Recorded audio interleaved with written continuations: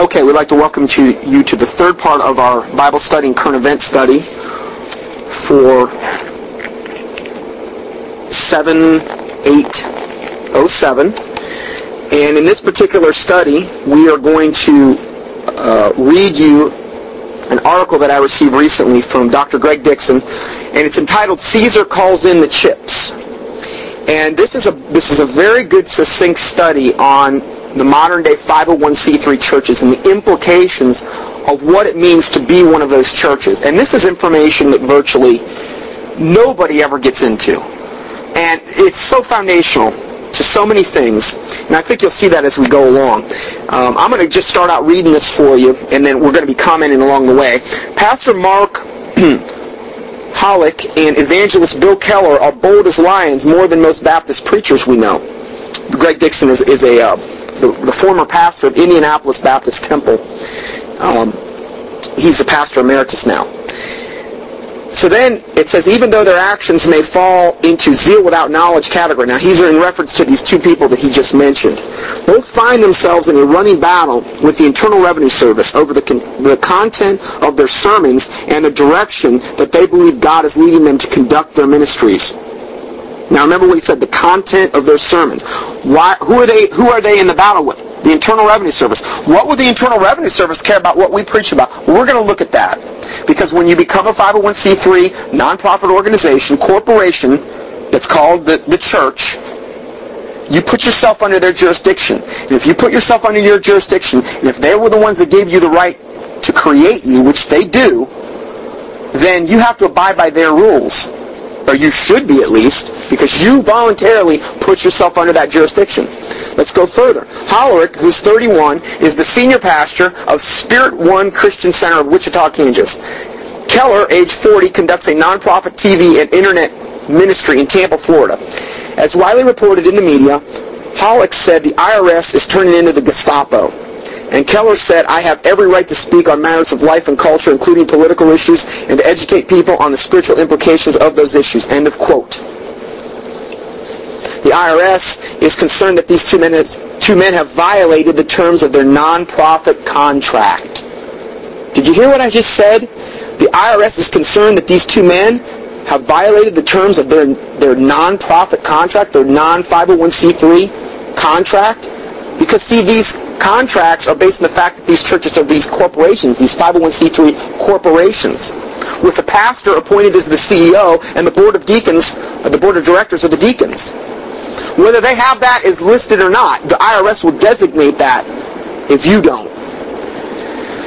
So, this nonprofit contract from the IRS, which allows them to enjoy the tax-exempt status, including the receipt of tax-deductible gifts from donors. Well, doesn't Jesus say, let not your right hand know what your left hand's doing? Yet, these churches are 501c3 nonprofits so that they can be tax-exempt and receive also subsidies and not be hassled, evidently, so that they appears they're playing, along with everything. If that's your motivation, so you can write something off on your taxes, verily, you have your reward, as Jesus said. When you give to be seen among men, or you give of any other motivation other than giving out of a pure heart, what are you doing? So you can write it off on your taxes, and then so the church knows how much you gave? What's your motivation? What's your heart? Let not know your right hand, know what your left hand's doing? Because that's how you have reward in heaven. But if you do it to be seen among men, verily you have your reward. This agreement is very clear. There is no reason why anyone should be ignorant as to its terms. Now, Dr. Dixon's talking about this nonprofit contract that you enter into with the Internal Revenue Service, especially with all the publicity and warnings from the many sources since Bob Jones University lost their tax-exempt status in the early 80s. Amendment protects them, and they continue to speak and act as if they are untouchable, screaming like banshees when they get their infamous examination letter from the IRS. Oh, okay, hold on. I skipped something there.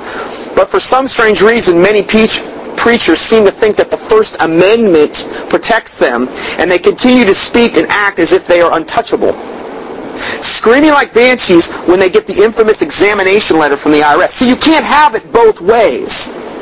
We're going to see the parameters under which the IRS puts all 501c3 churches.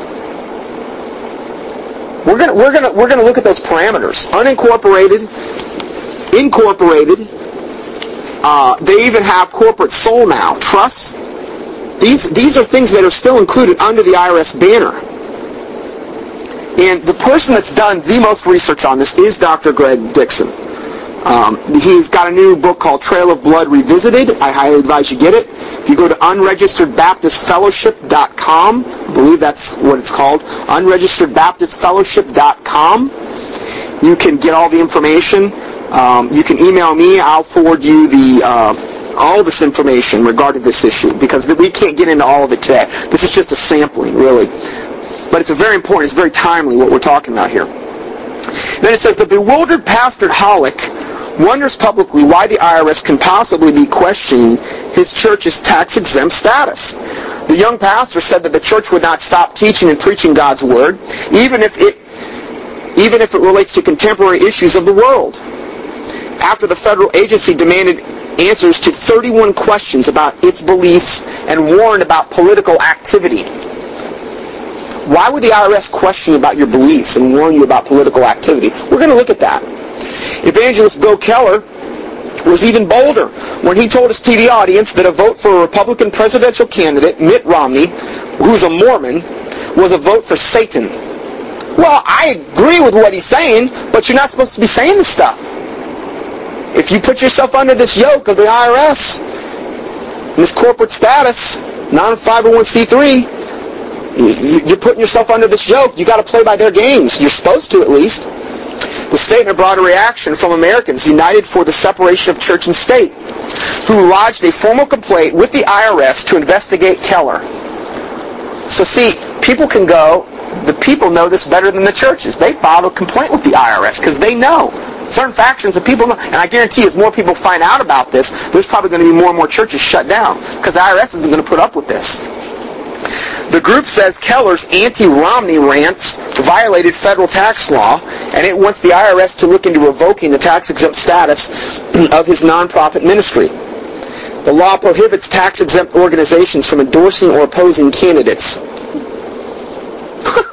The law prohibits, the IRS law, prohibits tax-exempt organizations. Who gave you that tax-exempt status? The IRS. That's who gave it to you. They prohibit you from endorsing or opposing candidates. Wow. Keller, who regularly refers to the Mormon Church as a cult, was unmoved by the complaint. Quote, I have never told anybody who to vote for or who not to vote for, ever. Keller said, I have every right to speak on matters of life and culture, including political issues, and to educate people on spiritual implications of those issues. If you weren't part of that system, you're absolutely right. But since you're part of that system, actually, the IRS is more in the right than you are, sir. Keller writes a daily devotional published on his website and emailed to more than 2 million subscribers. His live call-in program is televised weeknights in the Tampa market. Quote, having Romney as president is no different than having a Muslim or a Scientologist as president, Keller wrote in a recent column. These are not political issues, these are gospel issues, Christian issues. Hollick said. He said that the issues the church addressed will not continue to, and will continue to address, concern issues that the Bible addresses, such as killing and protecting the defenseless. Well, I agree, but the problem is the yoke you're under, that you evidently don't see yourself being under, but you are. And then this next part of the article goes on, will the IRS probe R.I. Bishop for Giuliani comment? For the most part, the IRS attack on churches for the so-called political activity has centered on evangelical and fundamentalists and has totally ignored the Catholic churches, which have been up to their eyeballs in political activity from the day they stepped on the shores of America. One of the most recent examples has been their blatant support of open borders in the immigration battle, which is nothing but a thinly veiled scheme to Catholicize this nation. That's a great point Dr. Dixon just brought up. I hadn't even thought of that.